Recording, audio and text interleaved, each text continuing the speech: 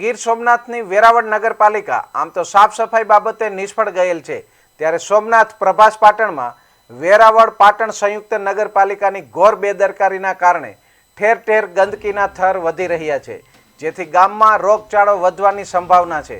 સોમનાથ તીર્થમાં ગામમાં પ્રવેશવાના મુખ્ય દરવાજા સમા શિવ પોલીસ ચોકી પાસે આવેલ સિટી બસ સ્ટેશન પાસે ગંદા વરસાદી પાણીના ખાબોચિયા કેટલાય દિવસથી ગંદવાડ સાથે પડ્યા છે, જે ગંદકી દૂર કરવા કે તે ખાડો પૂરવા નગરપાલિકા તસ્દી લેતી નથી, જેની કારણે રોગના ઘરોમાં મચ્છરોના ઉપદ્રવ થઈ રોગચાળો થવાની શક્યતા છે।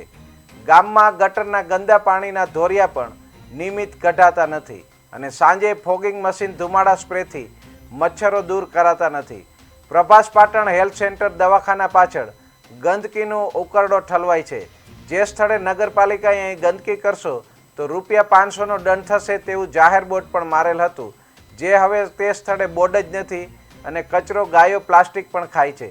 નગરપાલિકાએ જે સ્થળની ગંદકી કરનારને ₹500 દંડ કરવા માગે છે, ત્યાં હવે નગરપાલિકા જ કચરો ઠાલવે છે। નગરપાલિકાના પ્રમુખ સભ્યો પણ પ્રભાસ પાટણમાં જ રહે છે, છતાં કોઈ ગંદકી બાબતે ધ્યાન આપતું નથી। એક બાજુ શહેરમાં સફાઈ અભિયાન ચાલી રહ્યું છે, તેવા કાળમાં પણ સફાઈ બાબતે અંધેર જેવી સ્થિતિ છે।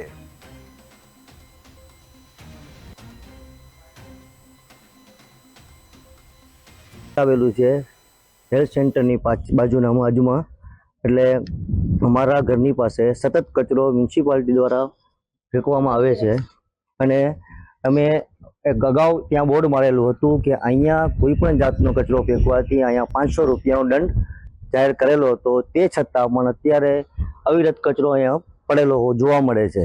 બાજુમાં રહેવું પણ તકલીફ પડે છે। બાજુમાં શ્રાદ્ધ જ્ઞાતિની વંડી છે, આગળ સુતાલ જ્ઞાતિની વંડી છે, બરાબર, તે છતાં પણ ફરિયાદ કરવા છતાં પણ કોઈ પણ નગરપાલિકા દ્વારા કોઈ પણ કાયદો પ્રમાણેનો કોઈ ઉલ્લેખ થતો નથી, બરાબર। સાહેબને વાત કરેલી હતી, સાહેબે પણ ફરિયાદ કરેલી છે, છતાં પણ એનો કોઈ જવાબ મળતો નથી। તો આ જરૂર પડે કોઈ પણ કાર્ય આવી કરવા વિનંતી। અને બાજુમાં સરકારી દવાખાનું હોવાથી અનેક જાતના દર્દીઓ રોજ સારવાર માટે આવતા હોય, અહીંયા રહેવા માટે ઘણી તકલીફ પડે છે, ગંદમાં રહે છે, તો કોઈ પણ જાતની અમારા રહેવા માટેની તકલીફ દૂર થાય એવું કોઈ પણ યોગ્ય પગલાં લેવા આવેલું છે હેલ્થ સેન્ટરની બાજુમાં એટલે અમારા ઘરની પાસે સતત કચરો મ્યુનિસિપાલિટી દ્વારા ફેંકવામાં આવે છે।